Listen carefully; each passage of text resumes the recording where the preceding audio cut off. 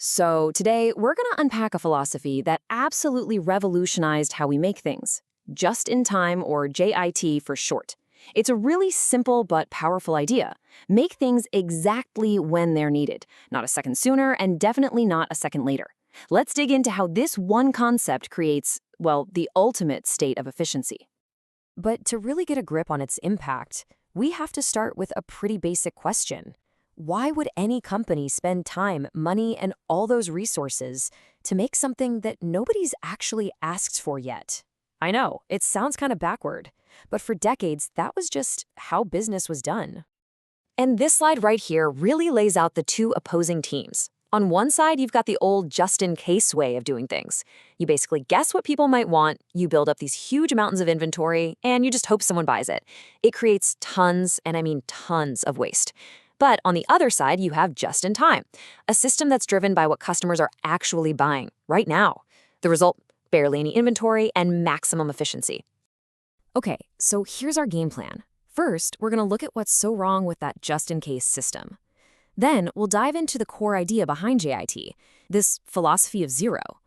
After that, we'll see how you can pull work instead of pushing it, check out the tools that make it all happen, and finally, see the massive efficiency revolution it kicked off. All right, first up, let's talk about the problem itself, because really, to appreciate just-in-time, you have to understand the sheer amount of waste and inefficiency it was designed to fix. You know, the traditional manufacturing model, it's basically a high-stakes guessing game. Companies try to forecast demand, but what happens when that guess is wrong? You end up with warehouses just overflowing with extra stuff, these buffer stocks. And this isn't just clutter. It costs a fortune in holding costs, storage, insurance, security. But even worse, it leads to massive overproduction, making things that might never ever sell. The whole system is just built for waste. So, in response to all of that waste, a totally different way of thinking started to emerge. And it wasn't just some new technique. It was a whole new philosophy. A philosophy of, well, zero. And this is it. Just in time. It's a philosophy where you only produce or get the things you need at the exact moment you need them. The entire system is built around real, current demand, and the whole goal is to completely get rid of waste and any waiting time, what we call latency. It's all about perfect timing. So, what does this philosophy of zero actually look like? Well, it's kind of like a three-part ideal. First, the goal is zero wasted time and activity. JIT is absolutely ruthless about getting rid of any step in a process that doesn't add real value. Every single moment of waiting is seen as waste and is targeted for elimination. And that leads right to the second goal, and this one is a biggie: zero excess inventory. This idea just completely challenges that old just-in-case safety net. In a perfect JIT world, parts arrive at the factory literally moments before they're needed, and finished products are rolling off the line just in time to be shipped to a customer who's already waiting for it. And finally, this whole thing is built on a foundation you just can't mess with: zero compromise on quality. Now, you might think all this speed and efficiency would lead to cutting corners, right? Nope. It's the exact opposite. JIT demands incredibly high quality because there's no backup inventory to fall back on. If you have one faulty part, the entire production line can grind to a halt. So quality becomes absolutely non-negotiable.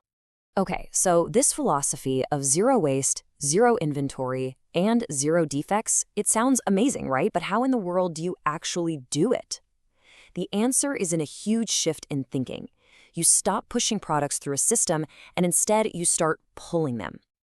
And this is the absolute key to the whole thing. The entire just-in-time system runs on something called the pull system. So instead of a factory just pushing out products based on a forecast, the pull system waits. It waits for a real signal from an actual customer before any work begins. Now here's the really elegant part. It works like a chain reaction, but in reverse. It all kicks off with a customer order. That's the signal. This signal pulls a finished product from the final assembly line. That action then creates another signal, which pulls parts from the stage before it, and so on, all the way back up the supply chain. Production only happens when a real customer demands it. So, you've got this slick, elegant pull system, but how do you manage it? How do you keep it all running smoothly? Well, that's where the JIT toolkit comes in. These are the actual methods that make the whole concept a reality.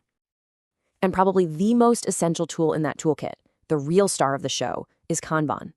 In Japanese, it literally means signboard or visual card, and it's the physical signal that drives the whole pull system.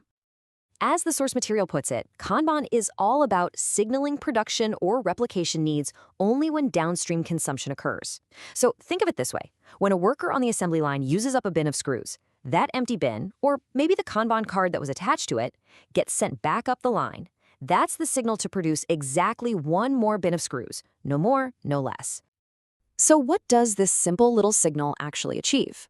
Well, for one, it maintains a smooth, controlled flow of work. It also creates total transparency. Everyone on the floor can see what needs to be worked on next. And, most importantly, it enables that pull-based replenishment, making sure things are only made when they are truly, actually needed. Now, you gotta understand, JIT isn't some rogue idea floating out there on its own. It's a core piece of the lean philosophy, which is all about eliminating waste. And it shares a very similar mindset with Agile methods, which are all about being flexible and responding to change quickly. A good way to think about it is lean tells you the goal, less waste, while JIT and Agile give you the engine to get there. They all work together beautifully. So when you put all these pieces together, the philosophy of zero, that elegant pull system, the Kanban signals, what do you get? You get nothing short of an absolute revolution in efficiency. And the most famous, the most pioneering example of this is, of course, the Toyota production system. Back in the mid-20th century, Toyota perfected these ideas. They integrated JIT with this culture of always getting better, and they became one of the most efficient, most admired manufacturing companies in the world. They literally set the gold standard. And the results are just so powerful. As you can see here, JIT gives companies incredible agility and responsiveness, letting them pivot really quickly as the market changes. It also drives huge cost reductions through that lean, efficient flow, and it forces the entire supply chain, from the smallest supplier to the final customer, to be perfectly synchronized. So what's the bottom line? It all comes down to this. The end result is a dynamic, on-demand production system that can create the exact quantity of what's needed at the exact moment it's needed. It is the polar opposite of that wasteful just-in-case model we started with. Look, just-in-time may have gotten its start on the factory floor, but the principle behind it is universal. It really challenges us to ask ourselves, what are we holding on to just in case? What's the excess inventory in our own work? Unread emails, half-finished projects, maybe redundant tasks that we could get rid of to become more efficient, more responsive, and more focused. Definitely something to think about.